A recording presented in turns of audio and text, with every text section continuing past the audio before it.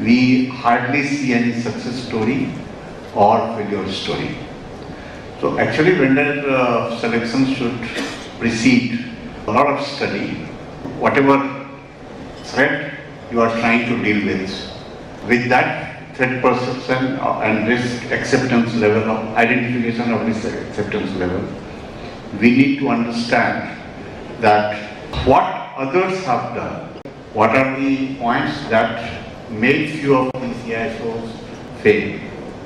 And failure study is very difficult to get unless you know the CISOs well, or unless you have got that CISO index kind of initiatives that you have taken.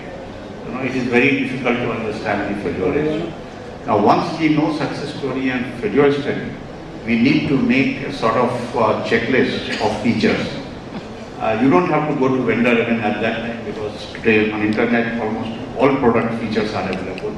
If we can make a super set of the features and then decide which are the features which are more important to you, and then you map onto the vendor, I think it's quite likely that we are reaching out a good solution, towards a good solution.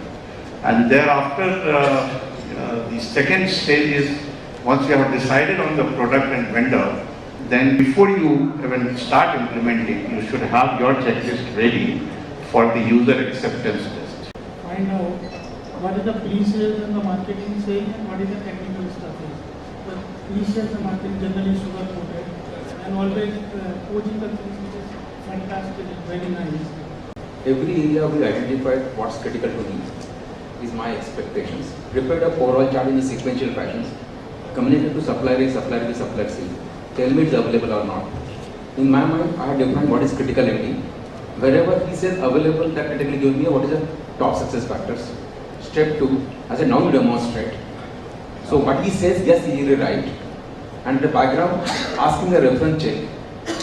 In the background, we do the reference checks. We are really ready with my matrix evaluation. And with that matrix evaluation, the job becomes simple. So that's a methodology. So that's a methodology, and that's also you have it as a checklist, right?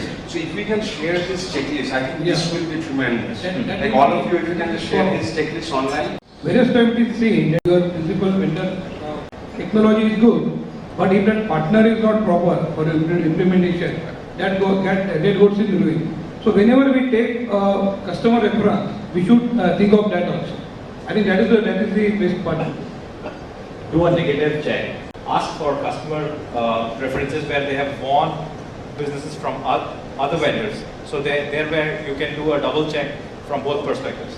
That's a smart. Because you're never going to get a bad reference as a reference check. This is the one of the platforms CISO where we can share the vendor status also, how the vendor is, like the TripAdvisor, where we are going to visit any of the places, we can see what is the rating of the hotels and what is the details of the place itself. Why not we can log into the CISO platform and rate the vendor also. If suppose we have a very bad idea, we can put it, this vendor is not good, they are not going to support.